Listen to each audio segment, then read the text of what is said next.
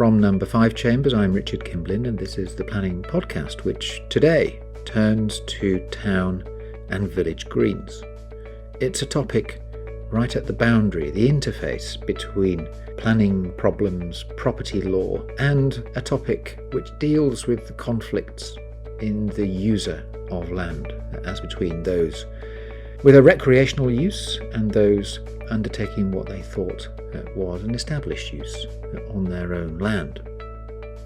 We explore that topic area via TW Logistics, assisted enormously by Rowena Meager, Planning and Environmental Barrister at Number 5 Chambers, and also an inspector who sits at Town and Village Green Inquiries, along with Sioned Davies, Planning and Environmental Barrister at Number 5 Chambers, who takes us through the facts which bring us ultimately to the Supreme Court, and some clarification as to what give and take there is to be in these cases.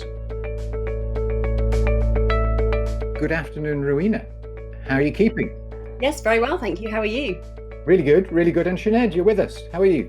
I am. Good afternoon, Richard. Very well, thank you. And yourself? Yeah, good. Now I'm going to learn more about village greens and town and village greens, because there's this case, TW Logistics. Have you read it? Yes. Yes. I would hope so. You're way ahead of me. Where are we with this? It's got to the Supreme Court, but let's start a bit earlier on. Not my thing normally, the Chancery Division, but TW Logistics went on an excursion to the Chancery Division, it seems, in 2017. Why were they there? Thanks, Richard. So this litigation is about a landowner who is trying to overcome the registration of land as a town and village green. The appellant, TW Logistics, owned a working port at Mistley. And that was land which had been used for the passage of port vehicles, including heavy goods vehicles and the temporary storage of cargo on the quayside. The land in question was some 200 square metres, which was relatively close to the water edge. And alongside some of these commercial activities which had been going on the land had been used by local inhabitants to, for example, walk their dogs, to stop and have a chat on the quayside, and for general recreation. There was an application for the registration of the land for a town and village green made by the applicant, and that was triggered by an event which was essentially the appellant erecting a 1.8 metre high fence. That in itself had been erected on the advice of the Health and Safety Executive, who were concerned about people falling into the water. An inspector conducted an inquiry and found that three key ingredients for establishing a town or registering, I should say, a town and village green had been made out. That is, firstly, that there'd been 20 years use. Secondly, that use was as of right. And the third is that it was for recreational purposes. TW Logistics then applied to the High Court to challenge that registration. We've got those three key features which you've outlined, and people will be generally familiar with the idea of prescription, and that after length of time that can have certain consequences. But we've got here 20 years as of right and for recreational purposes. Now, I have to say that the first two aren't the most fascinating, but for recreational purposes, I noticed that there was reference there to crabbing. Oh, yes. And that one of the recreational purposes relied upon was crabbing from the edge of the quay. And that, it seems, if you do it for long enough, can put somebody out of complete control of their land. Is that what happened? Yeah, that's exactly what happened, Richard. There were examples of use of such as dog walking too. And yeah, crabbing was one of the examples which the inspector relied upon to make his decision to register the land. Okay. So essentially in the High Court, they lost. They put up their fence. It was challenged. An inspector came along, and Rowena, you're experienced in being such an inspector, aren't you? I am indeed, Richard. Yeah. Yeah. And so were you appointed by PINS to do that, or is there some other process? No, generally speaking, there is a pilot scheme operating where PINS is the party that appoints inspectors in certain areas. I can't remember them off the top of my head, but I think Devon somewhere is one of those pilot scheme areas. But generally speaking, once an application is made to the Commons Registration Authority, it's a matter for the Commons Registration Authority to then process the application. And generally speaking, if there is an objection by the landowner, and that objection has some grounds, some meat to it, if you like, then in those circumstances, ordinarily, a Commons Registration Authority will appoint an independent barrister that specialises in this area, with a view to them providing directions, setting out the structure of the way that the process will work, and ultimately sitting at a public inquiry and then making a report. But the inspector isn't the decision maker. The decision maker is still the Commons Registration Authority, but the inspector produces a report that analyses the evidence and the law and so on, and will conclude with a recommendation. Generally speaking, it would be very unusual for a Commons Registration Authority not to follow the recommendation of the inspector. But as you know from the planning world, that if the matter goes before a committee rather than is delegated, extraordinary things can happen. No. When non-lawyers become involved in the decision-making process. So in this case, it went fence, objection, inquiry, recommendation followed, High Court challenge. That's exactly right. Yes. So that gets us to the point that Sioned just kindly explained to us. And then the next stage, Sioned, must have been the Court of Appeal. Yes, that's right, Richard. Yes, so following the decision in the High Court, the appellant TW Justice then found themselves in the Court of Appeal. So that's the second appeal that they'd had to undertake. So again, in the Court of Appeal, the appellant lost, and the Court of Appeal reminded the appellant of the decision in Lewis and Redcar, which essentially explained that the rights of the landowner continued, notwithstanding the registration of the land as a town and village green. In essence, the landowner was entitled to continue its pre-existing activities, so movement of commercial vehicles and the like, provided that they did not interfere unduly with the public's recreational rights to use that land. In essence, the Court of Appeal talked about the principle of give and take, so nothing necessarily was inconsistent between the registration of the town and village green and the landowner's rights. Okay, but they lost and off to the Supreme Court, and in mid-February we get the Supreme Court dealing with some of the issues that had cropped up earlier, it seems. And Rowena, essentially, what was the Supreme Court asked to rule on? Well, by the time it reached the Supreme Court, there were 3 grounds of appeal. The second ground, which I'll come to in just a moment, was the central one, the one that was critical, and to a large point rehashed much of what was argued in the Court of Appeal. But ground 1, the appellant asked, is registration barred if it would criminalise the landowner's continuing activities? And the Supreme Court ultimately said that the answer to that would depend perhaps upon their answer to ground 2. And in the event, they considered that it was unnecessary and inappropriate for them to make any finding in respect of ground 1. Ground 2 was the critical one, and that was whether or not TW Logistics commercial activities were criminalised post-registration as a town and village green. That really was the meat of the decision in this case. And there was a third ground, which was pretty cursorily dismissed in respect of whether or not the local inhabitants' use of the land was in fact as of right. And what the Supreme Court said is that that really was an appeal on an issue of fact, and it wasn't appropriate for the court in that case. And they said that if that ground was an attempt to reopen the question of deference, where local inhabitants defer to the landowner in its use of its land, then that was a matter that was already definitively determined in the Supreme Court case of Lewis and Redcar. So only one of those grounds, ground 2, really forms the meat of the judgment in this case. Well, just before we go away from this idea of deference, has that got anything to do with golf?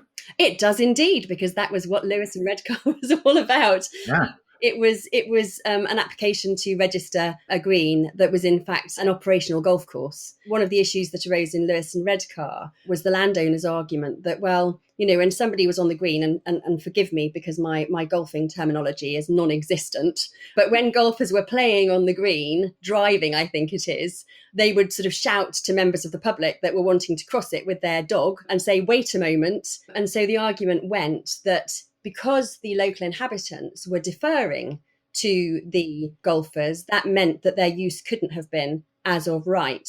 But the Supreme Court wasn't having any of that. They said it was simply a matter of give and take between the two competing users. One didn't essentially neutralise the other. And that was something that had been touched upon briefly in an earlier, also very famous case, the Trap Grounds case, that Lord Hoffman had also expressed the view that there would be a need, or there was sometimes a need, for give and take between landowner and local inhabitants indulging in their lawful sports and pastimes. Lawful sports and pastimes, okay.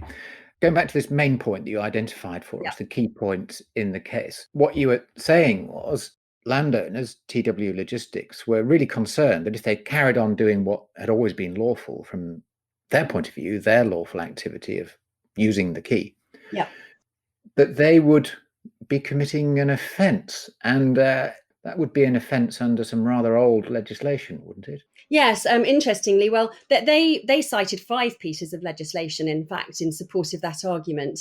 But the 2 critical ones, and the ones that really formed the basis of the judgment, were what they call cumulatively the Victorian Statutes, which is the Enclosure Act of 1857 and the Commons Act of 1876. And between those 2 acts, what they do is they essentially criminalise nuisances committed on common land, town and village greens, things like that.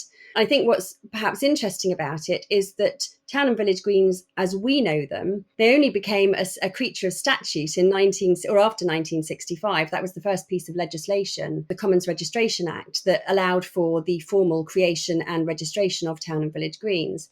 And yet these Victorian statutes are referable to common land and village greens and the like, going back decades before. And again, it was the Trap Grounds case where the question was first asked whether or not these Victorian statutes actually applied to these new statutory greens. And Lord Hoffman again there confirmed, well, the House of Lords, but it was in the judgment of Lord Hoffman that it was dealt with mainly, confirmed that the Victorian statutes did apply. In this case, the question was whether TWL's continued use of the key would constitute a nuisance in contravention of the Victorian statutes. They also cited 2 pieces of health and safety legislation, which didn't feature particularly in the decision, not least because the court said that the fact of registration didn't alter the applicability of the health and safety legislation. That applied pre-registration, whereas the Victorian statutes only applied once registration had occurred. And they also relied upon Section 34 of the Road Traffic Act, which makes it an offence to drive on common land, etc., without lawful authority. But again, that was dismissed much more quickly. The 2 central questions really being about the criminalisation of their continued activity under the Victorian legislation. So would TWL be allowed to drive a truck along their key, just as they used to before registration? Yes, that's what the Supreme Court found. In terms of why they would be allowed to do it, what the Supreme Court really considered in some detail was how the Victorian statutes in particular were to be interpreted as against the statutory background that created village greens. In terms of the Victorian legislation and whether that would essentially criminalise driving your truck, performing all sorts of other port-style duties and activities, it wouldn't criminalise it as long as the activities that TWL continued to engage in were consistent with the activities that they engaged in prior.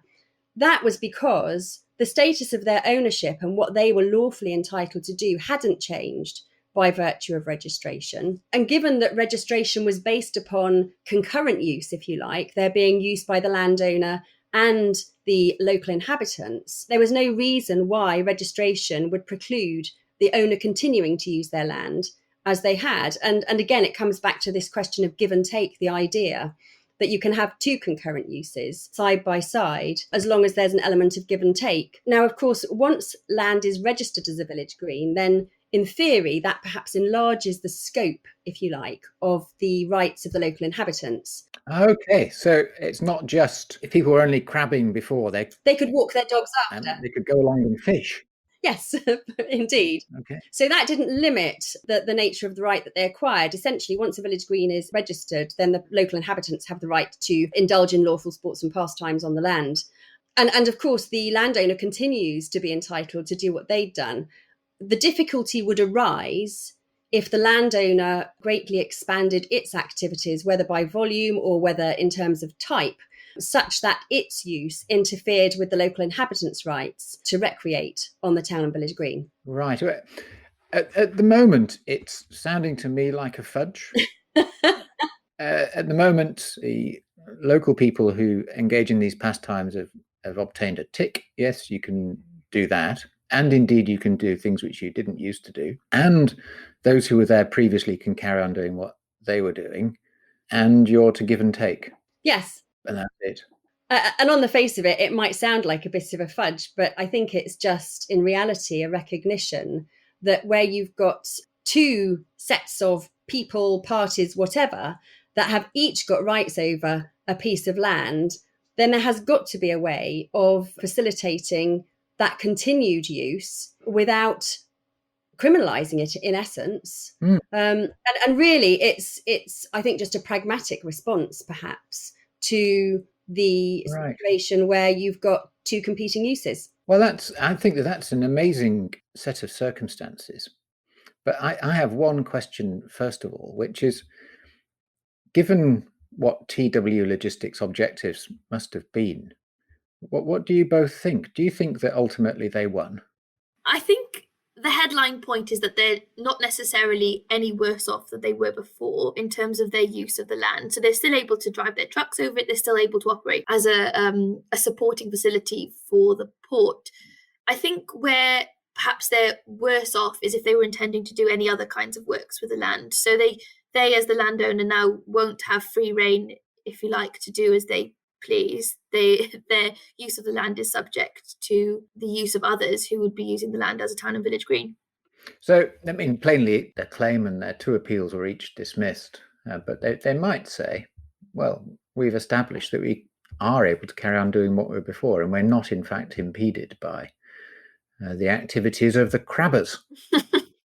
But the other thing which occurred to me here was that this is different to other cases which are really about people trying to make sure that a developer doesn't come along and carry out operational development which changes the character, by reason of building things, of the village green. And that's not this case. This case is all about activities, a use of land in planning terms, which is treated in a rather different way, isn't it, ultimately? But what we've got is give and take and not criminalisation, provided not a nuisance. Rather different sort of case to many of those cases where people are trying to fend off development.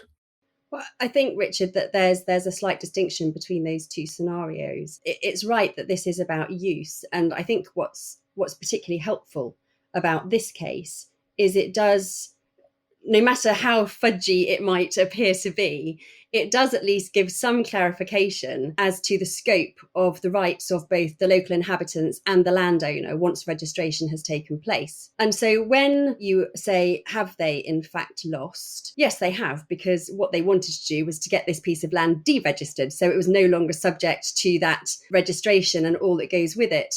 And even though they can carry on doing what they have done and very likely had no intention of doing anything different, the reality is that that piece of land is then saddled forevermore with the fact of registration.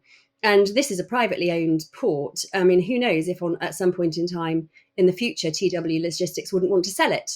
And selling a piece of land that's subject to a town and village green registration could be quite a disincentive to any purchaser. Whereas in terms of development, of course, registration by itself means that development is prohibited after registration because the Victorian Statutes would prevent it.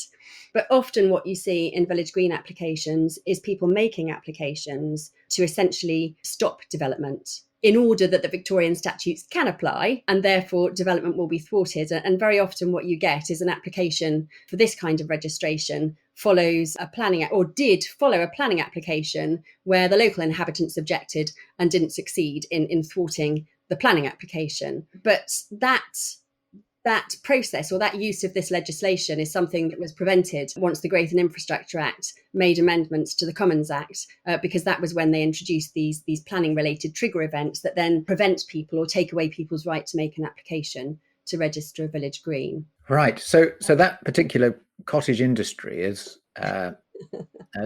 gone into reverse as a result of the Growth and Infrastructure Act. Well, certainly. I mean, if people want to make applications to register town and village greens to prevent development, they've got to be pretty well ahead of the game, because one of the trigger events is the publication of an application for permission. It's the appearance of that piece of land in a local development plan document. They've got to have a good degree of foresight if that's going to be their reason, because if any of those things have happened in Schedule 1A to the 2006 Act, then they're not going to be able to make the application. That said, if somebody makes an application, it's refused, it goes to appeal, it's refused, it's JR'd, it's refused. If all of those things happen, then a terminating event occurs, and then it's possible. But the length of time that will take and the likelihood of the landowner having fenced it and stopped people running around on it is almost certainly going to mean that the criteria set out in the 2006 Commons Act can't be met, because it requires an application to be made within a year of the cessation of use. Right. But on this case, it seems that it was the erection of the fence which triggered lots of work for lawyers. Well, absolutely, because obviously the inhabitants were incensed at the idea that they couldn't go crabbing anymore and strolling along the quay. And they obviously got wind of the town and village green legislation and the ability to make the application. And that was the answer to their prayers, I think. Wow, there we are. The only thing I have got is two kind of lessons. I don't know whether that would be useful. Yeah, what are they? So the first is that the concept of a village green is much wider than kind of the bucolic village green that you might expect. And the second is, if you're buying some land and it is registered, it's difficult to know exactly what the rights exercisable over the land might be. It's obviously, if it's registered, it doesn't say against the registration, does it? Other than lawful sports and pastimes, it doesn't say exactly kind of what the nature of that use might be. So it occurred to me, Rowena, that not all village greens are necessarily bucolic green spaces which are in the middle of villages. Are there any other interesting observations that you have from the case? I think the key point is the fact it's really is the first decision that we have that really explores the scope of the rights of the parties post-registration. So it's novel in that regard, in the sense that it's scrutinised the effect that this legislation, the Victorian legislation and other bits of legislation might have in respect of the landowner. And it's confirmed really that the landowner doesn't lose all of their rights, that what wasn't criminal beforehand doesn't become criminal by virtue of this legislation, as long as what they continue to do is consistent with what they did beforehand. So to that extent, it's been very helpful. In terms of your reference to this doesn't fit with the archetypal sort of idea of village green, it always makes me giggle, because whenever you look at any of these Supreme or House, they all start with this sort of glorious spiel about, one imagines a village green to be if I remember rightly, the Track Browns case had a really good sort of description, and it's all very romanticised, and this historic idea of a square of grass in the middle of your village where people play cricket and have picnics and things like that. And yes, I mean, there have been a huge number of village greens that have been registered that bear absolutely no resemblance at all to that sort of sentimentalist view, like a pile of rocks, a beach, I mean, all sorts, a concrete quay and many others indeed. So I am now so much better educated. Thank you very much indeed, Rowena. Thank you very much indeed, as ever, Sioned. Our pleasure. Yeah, thank you, Richard. Thanks, Richard. Thank you. That was the Planning Podcast from No5 Chambers. We trust that you found that practical and on point. If there are other topics you need us to cover, other topics you want us to cover, let us know. We always appreciate the feedback. But until then, stay safe, stay busy, and goodbye.